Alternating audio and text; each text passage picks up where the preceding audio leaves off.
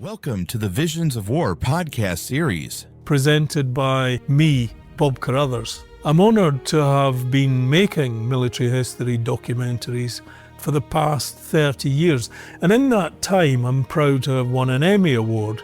But more importantly, I've also discovered and shared some great primary source material concerning the history of warfare. The Visions of War podcast is brought to you with a huge array of informative insights and discussions Covering every aspect of military history. You'll find Visions of War wherever you get your podcasts. I'm sure you won't be disappointed. Okay, so you've brought us this fascinating set of historical documents about the 1940 campaigns. That's right. And our mission today really is to get past the sort of, the standard Blitzkrieg story. Exactly. We're focusing specifically on the SSVT division. This is the force that later became the Waffen SS. And we're looking at Fall Gelb and Fall Rot, the invasions of Holland, Belgium, and France. Correct. And this isn't just about listing battles. It's about understanding how this very new, very motivated, very well-armed force actually learned to fight in real time. Right. So when we talk SSVT here, we mean specific units the documents cover, like the Der Führer and Deutschland regiments, the Leibstandar, which was Hitler's bodyguard unit essentially, and the reconnaissance battalion, the Aufklärungsabteilung. Okay. Their actions during Fall Gelb, that initial invasion of the Netherlands and Belgium, really set the stage. It defined how they fought, and, well, it shaped the reputation of the Waffen SS that followed. Okay, let's unpack this then. We've got combat reports, unit structures, things that show incredible speed, yes, but also a surprisingly high cost right from the start. Mm-hmm. So our goal here is to get a handle on the tactical realities. The wins, sure, but also maybe the unexpected setbacks and the failures too. Well, the whole initial phase, it absolutely hinged on speed, maximum speed and mobility. Yeah, flying column concept. Precisely. Highly mobile units designed to just bypass strong points, keep moving, keep pressure on retreating forces. And that job, initially, it fell squarely on the SS Reconnaissance Battalion, the Aufklärungsabteilung. Okay. They were detached first, moved up with the Der Führer regiment near the Dutch border. That was May 9th. And the gear they used for this speed, that's interesting too. The sources mentioned the BMW R75 motorcycle. Ah, yes. This wasn't just a bike, was it? It had a sidecar, carried 3 men. 3 men, yeah. Yeah. It combined that crucial mobility, powerful engine, pretty reliable, with, actual firepower potential from the sidecar. It was key for a unit meant to outpace traditional infantry. A shock troop element, essentially. Designed for shock, yes. The whole thing kicked off 5:35 a.m., May 10th, 1940. Der Führer and the recon guys, they took Arnhem pretty quickly, then immediately pushed on towards Utrecht. But the real test was getting those bridges, wasn't it? Absolutely. That was the critical objective for the flying columns, capturing key bridges over the Maaswal Canal intact before the Dutch could demolish them. So they split the recon battalion into 5 separate groups. 5 assault groups, yeah. Yeah. Each with a specific bridge target. It shows you the level of detailed planning for that initial breakthrough. And how did that go? Mixed result. A very mixed bag, which really tells you something about the chaos of those first hours. 2 teams succeeded straight away, got their bridges at Hadert and Heumen. Crucial crossings secured. But not all of them. No. Team 1, assigned to the Neerbosch bridge, failed. Completely. The Dutch defenders blew the bridge right in their faces. Heavy casualties for that assault team. So, success and failure side by side from the very beginning. A brutal learning curve, as you said. Okay, so to maintain that kind of speed, that aggressive push we just talked about, they needed a specific tactical setup.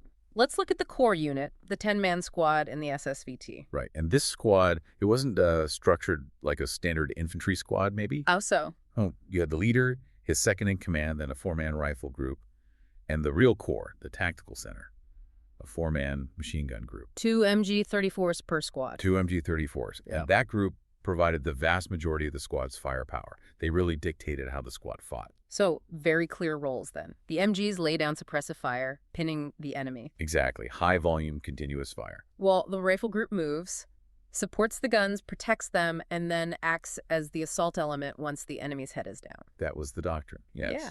And this is where we bump into that classic German engineering paradox. The MG-34 itself was brilliant to Find out, wait. highly adaptable. You could use it as a light machine gun, bipod mounted, firing maybe 100, 200 rounds per minute, effectively out to 600, 800 yards. Right.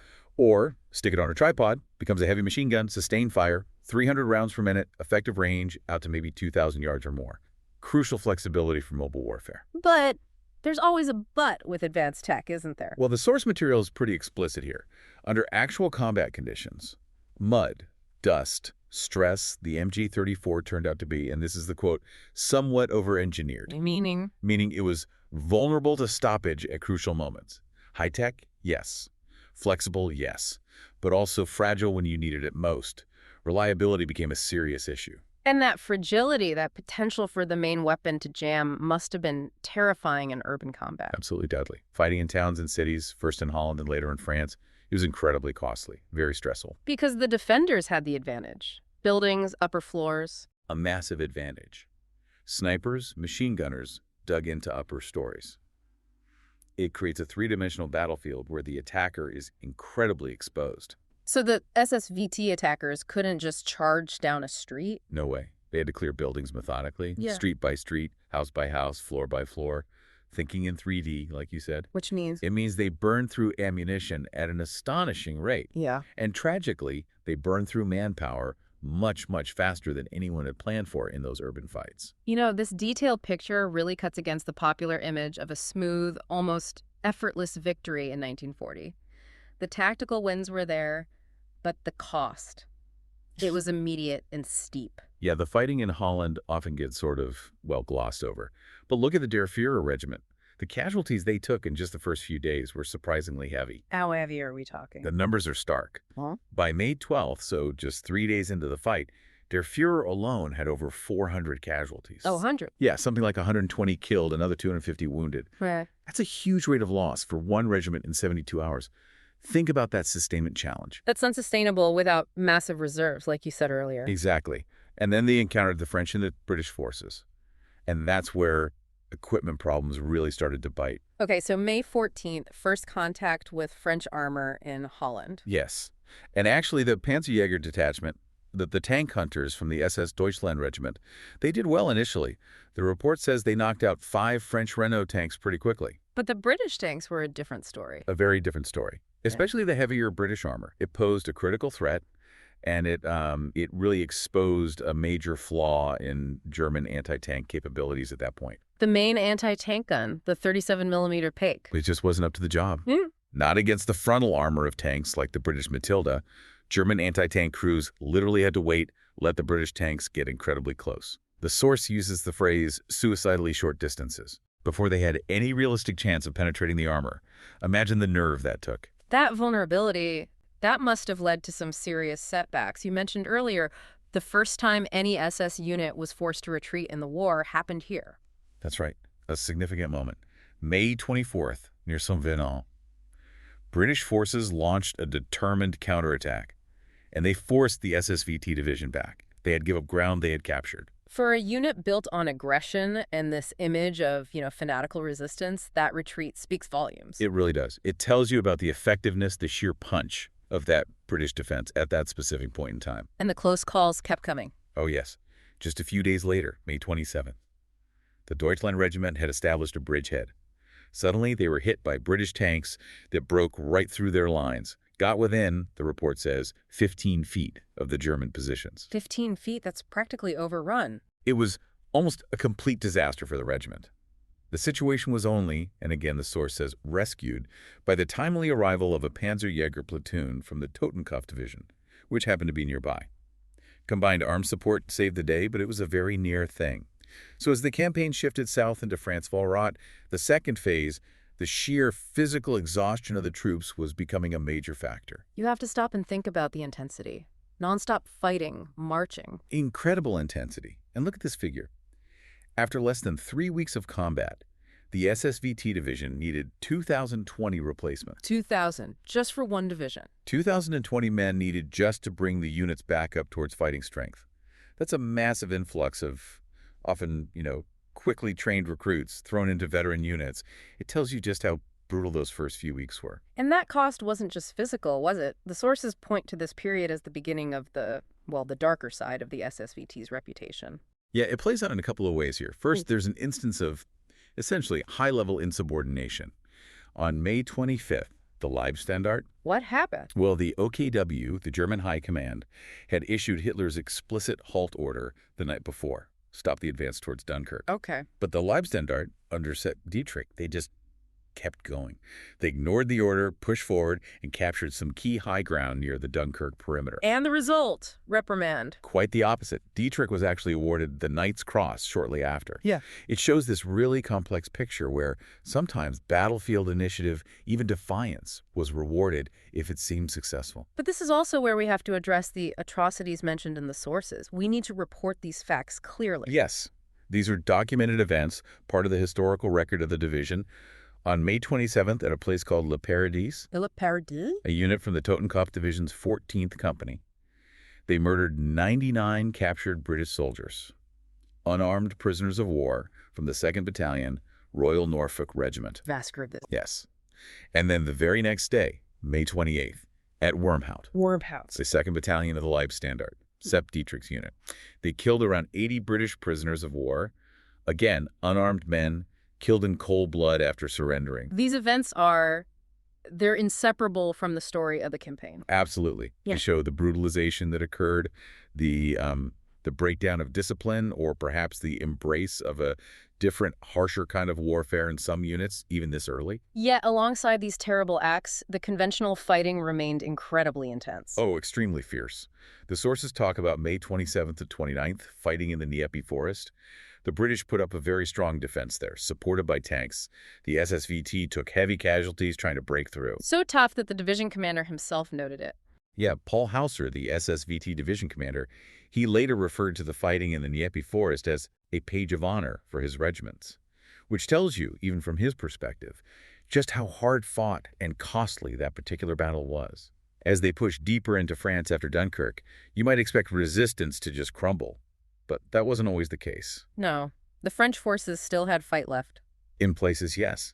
They managed to stabilize the line temporarily. The sources mentioned strong defenses near Bouchois, for example, that inflicted, quote, unexpectedly heavy casualties on the advancing SSVT units before finally being overcome. And the SSVT wasn't fighting alone here, right? Combined arms were still essential. Absolutely crucial. They received welcome support from the Army's 8th Panzer Division. You needed that armored punch, especially since the French and remaining British forces still had significant numbers of tanks. And air support, Stukas. Oh, yes. Luftwaffe dive bomber support the Ju-87 Stukas. That was key throughout the campaign for breaking open strong defensive positions that ground troops were struggling with. And the resistance continued, surprisingly, even into early June. On June 8th, the Der Fuhrer Regiment actually faced a strong counterattack by a regiment of the French Foreign Legion. The Foreign Legion, wow, that must have been quite a fight. A tough fight, yeah. The Legion unit reportedly included both French and, interestingly, some anti-Nazi German volunteers, but the attack was eventually broken up by concentrated SS artillery fire. So when did the fighting finally wind down? The last really heavy resistance they encountered was around June 17th, near a place called Mulsems. By June 22nd, the last major, coherent French army field force was surrounded. 500,000 men marched into captivity. And the official end. The order to cease fire came through at 1:35 a.m. on June 25th, 1940. The campaign was over. You know, there's a small detail in the source material, a cultural reference, that kind of brings the human cost back into focus amidst all the operational details. Ah, you mean the mention of Ich hatte einen Kameraden? Exactly, I had a comrade. The old German military lament for fallen soldiers. Yeah, including that in reports about casualties. Yeah. It's significant. That song would have resonated deeply with any German soldier of the time. It's still used today at military funerals in Germany. It underscores that universal feeling of loss on the battlefield, even within a unit seen as victorious and often brutal. It adds a layer of, well, shared humanity, ironically.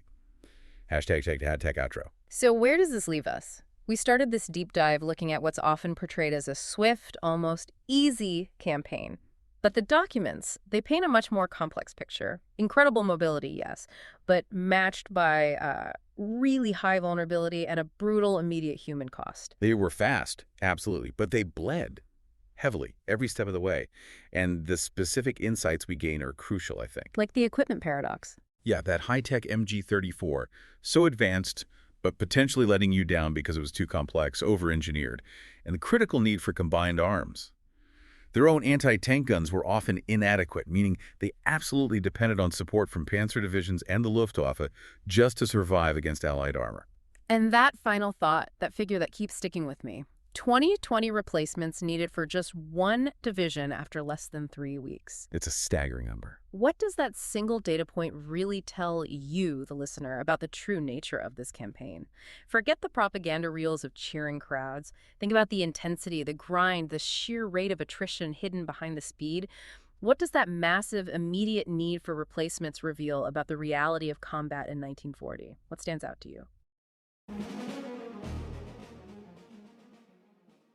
If you found this episode helpful, informative, or entertaining, be sure to hit follow or subscribe in your podcast app. You'll get our new episodes for free, and it tells the platform we're doing a good job. It takes 30 seconds, but leaving a review is a massive help. It's the main way new listeners find out if this show is right for them. We read every single one. Thanks from all the Visions of War podcast team.